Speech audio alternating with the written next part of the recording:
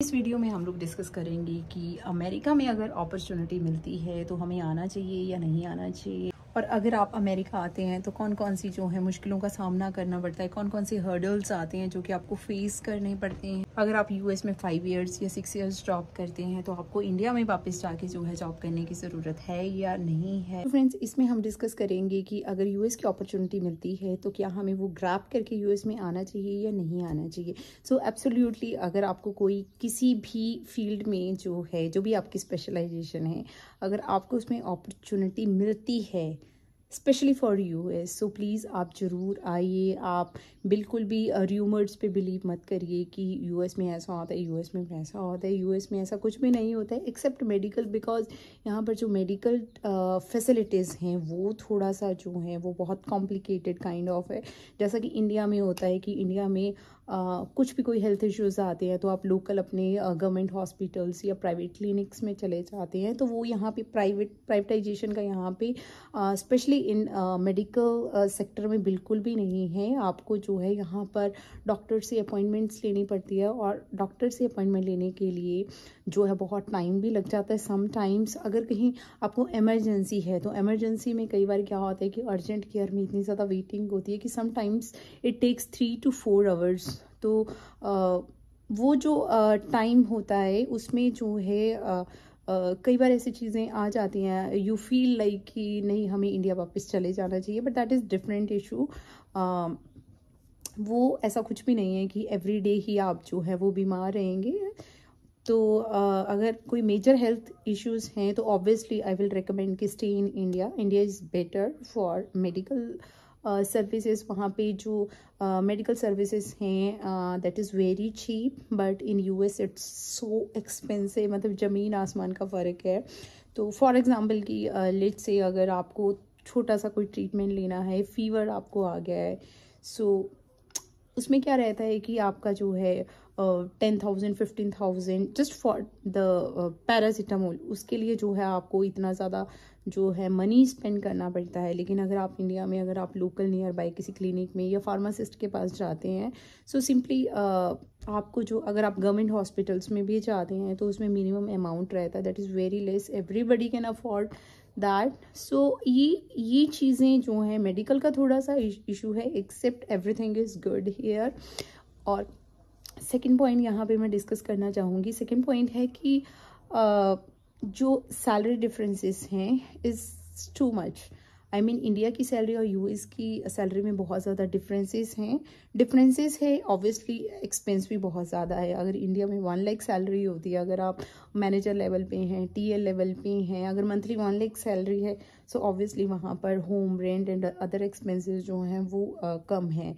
लेकिन यहाँ पर अगर यूएस में obviously if you are getting $5,000 $6,000 या $7,000 based on your profile, so obviously rent expenses जो हैं वो बहुत ज़्यादा है, मिसलेनियस एक्सपेंसेस बहुत ज़्यादा हैं, grocery expenses and other medical insurance and all, ये जो है यहाँ पे मैंडेटरी रहता है। तो वो एक्सपेंसेस उसके हिसाब से बहुत हैं। But if you guys are like both partners are working here, then you can save a lot of money। तो इस चीज़ें से जो है वो आप काफ़ी मनी जो है वो सेव कर सकते हैं यहाँ पर। और अगर दोनों पार्टनर्स जो हैं इंडिया में किसी अच्छी कंपनी में जो हैं जॉब कर रहे हैं, अच्छा उनका सैलरी पैकेज है महीने का, अगर वो 1.5 या 2 लाख अगर वो सेव कर रहे हैं anywhere, so that is more than enough money. तो उस केसेस में क्या है कि अगर आप यूएस का अवॉइड करते हैं तो वो भी एक तरीके से अच्छा है, क्योंकि अगर यूएस में 1 पर्सन इज़ अर्निंग तो और इंडिया में दोनों पर्सन्स अपने हस्बैंड वाइफ जो हैं वो अर्न कर रहे हैं, और इतना पैसा अगर आप 2 lakhs 1.5 या 2 lakhs अगर आप सेव कर रहे हैं, so that is good money. So and second बात है कि अगर किसी को अपॉर्चुनिटी मिलती है यूएस की यहाँ पे आने की, तो आप आइए यहाँ पर। 5-6 इयर्स जो हैं आपका जो भी टाइम रहता है उसमें आप अर्न करिए। तो आप इतना अर्न कर सकते हैं कि आप एक इंडिया में अपना घर बाई कर सकते हैं, 2 BHK या 3 BHK जो है वो घर बाई कर सकते हैं। एंड वन मोर थिंग कि उसमें आपकी जो है वो सेविंग्स भी अच्छी हो जाएंगी, कि ताकि आप अपने बच्चों की स्टडी जो है वो कल को अफोर्ड कर सकते हैं। और अगर आप हस्बैंड वाइफ दोनों कमा रहे हैं सो ऑब्वियसली बच्चों की पढ़ाई के साथ आप काफ़ी अच्छा अमाउंट जो है वो अपना सेव कर सकते हैं अपने लिए एंड फॉर योर किड्स। तो ये बहुत अच्छी बात है। ऑब्वियसली जो आप यहाँ पे 5 इयर्स या 6 इयर्स लगा रहे हैं that is equal to 15 years, India के 15 इयर्स। एंड उसके बाद इज़ अप टू यू कि आपको वापस जाना है। अगर आपको हर्डल्स लगते हैं यहाँ पर, या कुछ लाइफ आपको लोनलीनेस या अदर आपके कुछ फैक्टर्स हैं जो कि आपको लगता है कि अगर हमें इंडिया वापस जाना है तो इंडिया जाके हम जॉब करेंगे या क्या करेंगे, तो आप कोई छोटी मोटी जॉब जो है वो इंडिया में देख सकते हैं। ऐसा कोई मैंडेटरी नहीं है कि भाई अब अभी भी आपको जो है वो भागा दौड़ी करनी है और अभी भी आपको जो है उतने पैकेज के पीछे जो है अपना हेक्टिक अपनी लाइफ करनी है। तो वो सब चीज़ें नहीं होती हैं इंडिया में जाके। अगर आप यहाँ पे जॉब कर लेते हैं कुछ ईयर्स लाइक 6 इयर्स 8 इयर्स या 10 इयर्स, अगर आप अपना यंग टाइम जो है यहाँ पर स्पेंड कर लेते हैं तो once you are back to India you can spend like good time.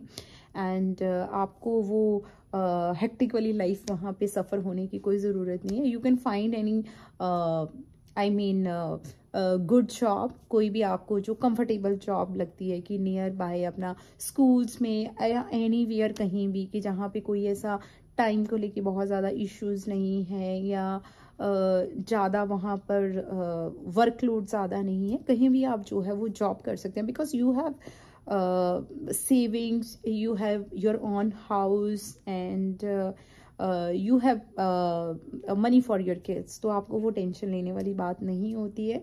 सो ये यहाँ की बहुत अच्छी बात है। एंड अगर आप यहाँ का वर्क कल्चर देखिए that is totally different from India. Indian corporate culture और यूएस का corporate culture is totally different. जब आप यहाँ पे वर्क करेंगे तो यू विल फील लाइक कि यहाँ पे जो है किसी तरीके का डिस्क्रिमिनेशन नहीं होता है, एवरीबडी इज़ इक्वल एंड सभी को सेम प्लेटफॉर्म दिया जाता है, सेम अपॉर्चुनिटीज़ लेवल दिया जाता है।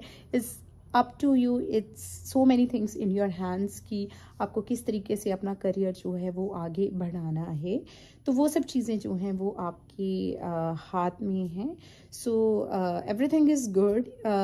इवन कि इंडिया में क्या होता है कि इंडिया में ऑफिस जाने का टाइम होता है, लेकिन अगर आपको इवनिंग जब आपको डिसमिस होना होता है उसके बाद कोई टाइमिंग्स नहीं रहता, स्पेशली इन आईटी कंपनीज और कुछ अदर सेक्टर्स भी हैं कि जहाँ पर बहुत ज़्यादा इतना हेक्टिक स्केड्यूल रहता है कि आप निकल ही नहीं पाते हैं। सम टाइम्स जो है 9 बज जाते हैं, 10 बज जाते हैं, 11 बज जाते हैं लोगों को कंपनी से निकलते हुए।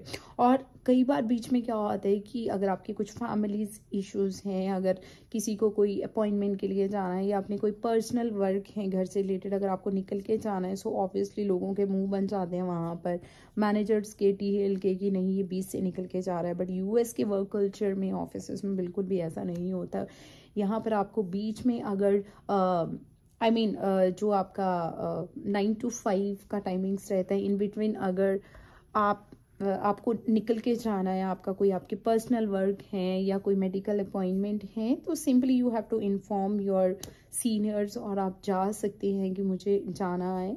तो यहाँ पर कोई ऐसा इश्यूज नहीं होते हैं। तो ये चीज़ें बहुत अच्छी हैं। एंड अगर हम लाइफ की बात करें सो ऑब्वियसली लाइफ आपकी इंडिया की तरह बहुत ज़्यादा हेक्टिक नहीं है। आपका 9 to 5 टाइम करना है एंड 5 डेज जो है वो वीक रहता है, वर्किंग वीक रहता है। सो आपका कोई ऐसा नहीं है कि आपको रात को 9 बजे तक बैठना है, 10 बजे तक बैठना है या 11 बजे तक बैठना है। दैट हैपन समटाइम्स कि कभी कोई इश्यूज आ जाते हैं प्रोजेक्ट में, तो वो वंस और twice, sometimes it happens, not every day. So ये भी चीज़ें बहुत अच्छी हैं। Your life is smooth. So सारी चीज़ें जो हैं वो अच्छी हैं एक्सेप्ट मेडिकल, जो कि मैंने आपको बताया है। सो किसी भी तरह की र्यूमर्स में आप ना आइए कि हाँ इंडिया में भी सेविंग्स होती हैं। इंडिया में भी बहुत सी कंपनीज हैं जो गुड पैकेजेस देती हैं, लेकिन जो वर्क कल्चर का डिफरेंस है वो बहुत ज़्यादा है। और आपका, जैसा कि मैंने अभी बताया कि आने का टाइम होता है बट जाने का टाइम कोई भी नहीं होता है। तो यहाँ पर आप अपनी फैमिली को जो है वो इनफ टाइम दे सकते हैं। सो ये सब चीज़ें भी मैटर्स करती हैं।